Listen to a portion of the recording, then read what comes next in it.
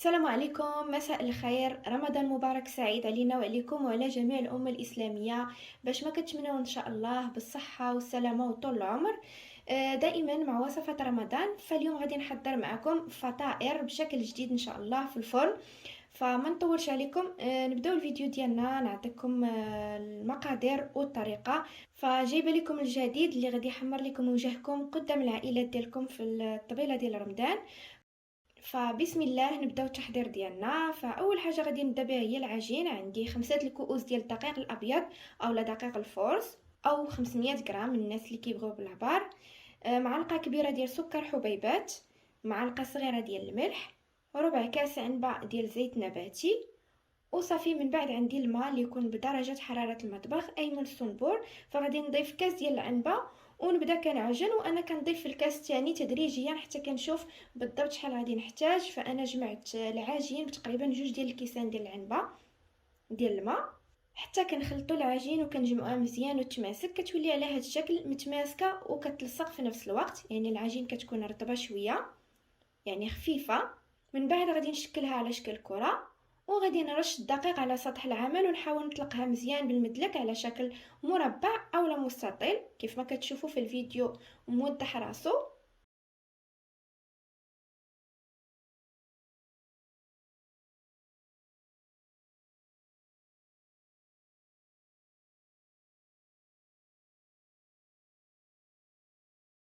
من بعد عندي هنا الزبده اللي ديجا مجمده، اللي ديجا وضعتها في المجمد حتى جمدات مزيان. وصافي غادي نغطيها على الوجه ديال العجين اولا غادي نحكها بالحكاكه كيف ما كتشوفوا. فغادي نخلي الثلث ديال العجين ما نوضعش عليه الزبده، والثلثين غادي نوضع عليهم الزبده بهذه الطريقه حتى كنعمرها مزيان مزيان. فغادي نحكوا تقريبا واحد 200 غرام ديال الزبده. ومن بعد كنلف العجين ديالي بهذه الطريقه على 3 حتى كنحصل على مستطيل. من بعد كنلفو على بعضه حتى كنحصل على مربع. غادي نغطي العجين ديالي ونحتفظ بها في الثلاجه حتى كتبرد لينا الزبده مزيان اللي كتكون دابت مني حكيتها. فكنوضعوها في الثلاجه حتى كترتاح وكتجمد لينا الزبده عاوتاني.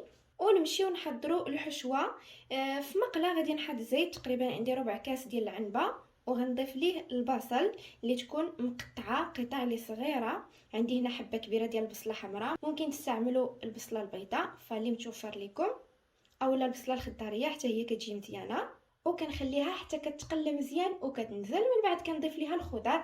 عندي جزره محكوكه، وعندي كذلك قرعه خضراء محكوكه. بالنسبه للقرعه فكنستعمل القرعه الطويله. وكنخلط كلشي مزيان مع بعض حتى كيندمجوا لينا كاع الخضر مع بعضهم. غادي نضيف كذلك القزبر والمعدنوس وكنخلطو كذلك مع الخضر حتى كيندمج معهم مزيان. فالقزبر والمعدنوس دائما من الافضل توضعوه حتى الاخير. فانا صراحه غلطت ووضعته دابا، ممكن توضعوه حتى لاخر لحظه حتى كطيب لكم الحشوه مزيان وكيبقى المذاق ديالو زوين وكيعطينا حتى منظر زوين في الحشوه. من بعد غادي نضيف التوابل. عندي كركم معلقه كبيره اولا خرقوم عرق، عندي كذلك ابزار معلقه صغيره، زنجبيل معلقه صغيره، وعندي الملح حسب الذوق ديالكم. وكذلك الهريسه فاختياريه كتبقى حسب واش نتوما كتبغيو الهريسه ولا لا، ولكن راها كتعطي واحد المذاق زوين بزاف هاد الحشوه. فإلا كنتو من عشاق الهريسه غير ضيفوها، الا ما كنتوش كتبغيوها ضيفوا غير شويه باش تبنن لكم وصافي. وكنخلط كلشي مزيان على نار اللي تكون مهيله، وكنبقى كنحرك حتى كطيب ليا الحشوه وما كتحرقش. فما تبعدوش عليها. كيف ما شفتوا ما وضعناش الماء، فقط داك شويه ديال الزيت اللي درنا والماء ديال الخضر. فكنبقاو كنحركوا على نار اللي مهيله حتى كتنزل ليا الخضر مزيان وكتشحر. سمحوا لي فما وضعتش التحميره في الاول اولا البابريكا، فانا ضفت دابا تقريبا معلقه كبيره. فانا ما ضفتهاش من الاول نسيتها، لكن ماشي مشكل ممكن نضيفوها حتى دابا يعني عادي. وصافي من بعد كنضيف طون. عندي طون بالزيت، عندي علبه ديال الطون، كذلك عندي شعريه صينيه اللي ديجا سلقتها من قبل ونشفتها وقطعتها، تقطعوها قطع صغيره باش تخلط لكم مزيان مع الحشوه. وصافي في هذه الاثناء كنكونوا طفينا النار وكنبقاو نحركوا المكونات مع بعض حتى كيندمجوا مزيان.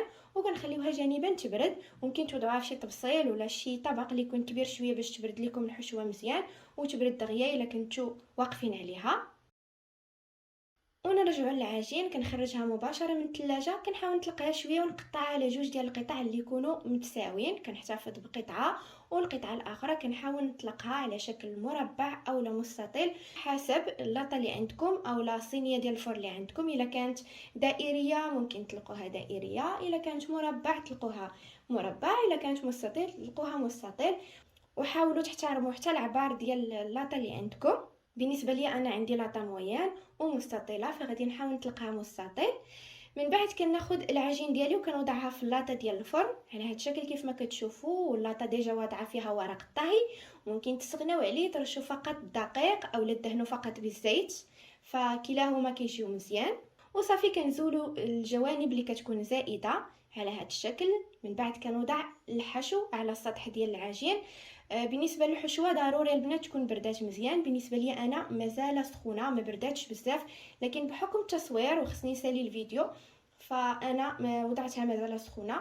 اما نتوما فحاولوا عليها تبرد مزيان. الا كنتو زربانين وضعوها في الثلاجه باش تبرد اولا المجمد، غير ما تخليوهاش مده طويله، فقط تبرد شويه وتاخذ لكم الحراره اللي تكون ديال المطبخ. وصافي كتوضعوها فوق العجين وكنحاول نسرحها مزيان على العجين ونخلي تقريبا واحد 2 سنتيم ديال العجينه اللي تكون خاويه من الجوانب بهذه الطريقه. في الفيديو واضح مزيان. وصافي كنحتفظ بها وكنوجد العجين الاخر بنفس الطريقه حتى هي كنطلقها مزيان وكنوضعها فوق الحشوه. طبعا كنزول الجوانب زائده وكنحاول نضغط على الجوانب بهذه الطريقه حتى كتسود ليا العجينه الفوقانيه مع العجينه التحتانيه. وصافي كنقطع الجوانب كنزولها باش نحصل على شكل اللي كيكون زوين بزاف. وكذلك كنزول العجينه اللي كتكون خاويه فقط عجينه اللي سوديناها من الجوانب.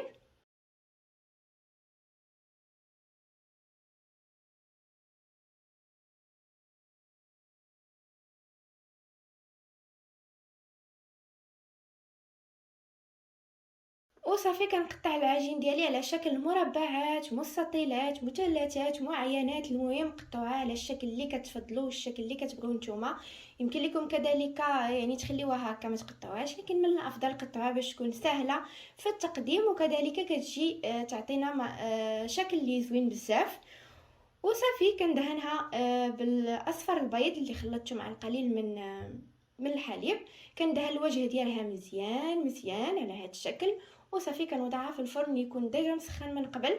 كنوضعها الفوق والنار من الاسفل حتى كيطيب لينا الفطائر، حتى كيطيبوا لينا الفطائر مزيان مزيان.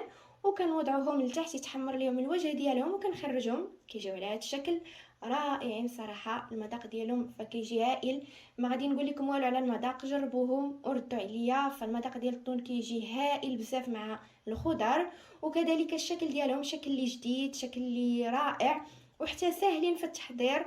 في مره واحده كنحضروا لاطه اللي كتكون عامره كيف ما كتشوفوا، لاطه اللي عائليه. كنتمنى يعجبوكم وتجربوهم. كيف ما كتشوفوا قطعتهم قدامكم كيجيو مقرمشين البنات. تمنيتكم تكونوا حاضرين معايا وتذوقوهم فكيجيو هائلين هائلين، كيجيو مقرمشين والحشوه لذيذه لداخل. كنتمنى يعجبكم الفيديو ديال اليوم، تجربوه لما لا في رمضان. تحضروا العائلات ديالكم الضيوف ديالكم لما لا فكيجيو زوينين. وكنتمنى كذلك الى عجبكم هذا الفيديو ما تنساوش تابوناو في القناه، تفعلوا الجرس باش يوصلكم اي جديد ديالي. وما تنساوش كذلك ديروا لايك لهذا الفيديو، خليو كومونتير زوين بحالكم. ورمضان مبارك كريم علينا وعليكم، تدخل عليكم الصحه والسلامه وطول العمر وباش ما كتمناو ان شاء الله. والى الفيديو القادم باذن الله.